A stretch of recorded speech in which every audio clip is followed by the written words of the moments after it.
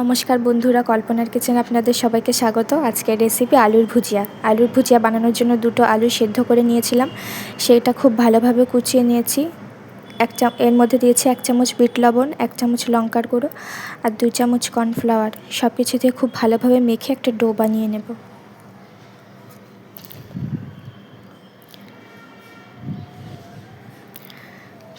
আমাদের ডো তৈরি হয়ে গেছে।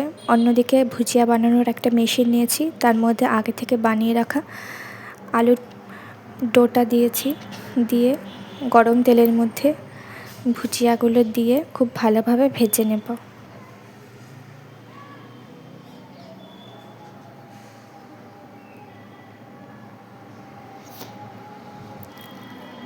আমাদের ভুজিয়া বানানো হয়ে গেছে, এইভাবেই সবগুলো বানিয়ে নেব। তৈরি হয়ে গেছে আমাদের ভুজিয়া। আপনারাও বাড়িতে বানাবেন আর জানাবেন কেমন হয়েছে। আর আমাদের রেসিপিটা ভালো লেগে থাকলে লাইক, শেয়ার আর সাবস্ক্রাইব করবেন।